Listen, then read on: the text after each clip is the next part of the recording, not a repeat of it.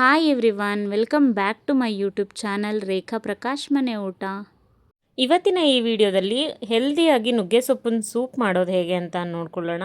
ನುಗ್ಗೆ ಸೊಪ್ಪು ಸೂಪು ತುಂಬ ಆರೋಗ್ಯಕ್ಕೆ ಒಳ್ಳೆಯದು. ನಾನು ಮುಂಚೆ ಒಂದು ವಿಡಿಯೋ ಮಾಡಿದ್ದೀನಿ. ನುಗ್ಗೆ ಸೊಪ್ಪು ಸಿಕ್ಕಾಗ ನೀವು ಯಾವುದಾದ್ರೂ ಒಂದು ರೆಸಿಪಿನ ಮಾಡ್ಕೊಂಡು ತಿಂತಾ ಇರಿ, ದಯವಿಟ್ಟು ವೇಸ್ಟ್ ಮಾಡಬೇಡಿ ನುಗ್ಗೆ ಸೊಪ್ಪನ್ನ ಅಂತ. ಅಷ್ಟು ಹೆಲ್ತ್ ಬೆನಿಫಿಟ್ಸ್ ಇದೆ ನುಗ್ಗೆ ಸೊಪ್ಪಿಂದ.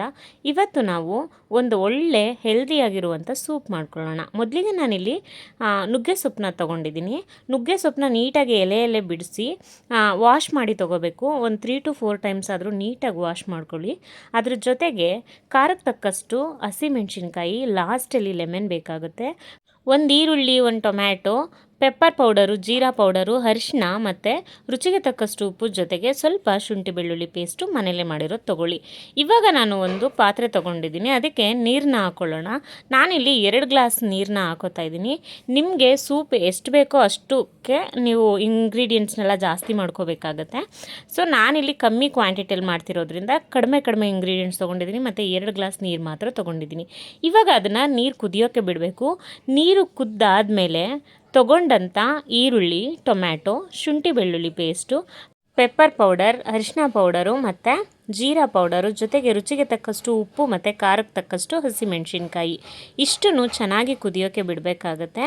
ನೀವು ಈ ಸೂಪನ್ನ ಚೆನ್ನಾಗಿ ಎಷ್ಟು ಕುದಿಸ್ತೀರೋ ಅಷ್ಟು ಟೇಸ್ಟ್ ಅಂತಲೇ ಹೇಳ್ಬೋದು.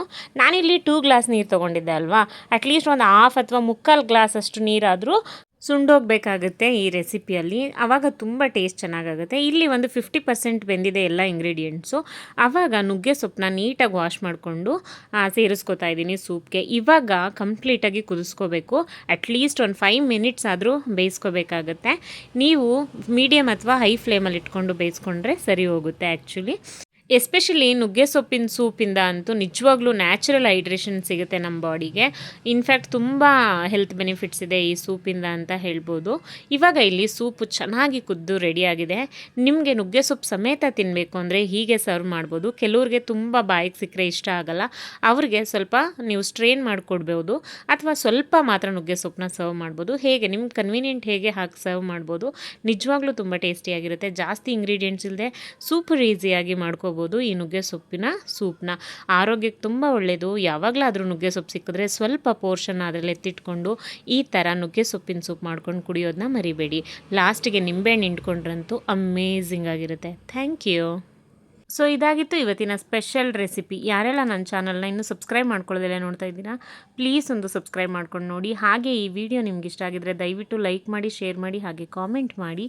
ರೆಸಿಪಿನ ನೀವು ಒಂದು ಸಲ ಟ್ರೈ ಮಾಡಿ, ಖಂಡಿತ ನಿಮಗೂ ಇಷ್ಟ ಆಗುತ್ತೆ. Thank you so much.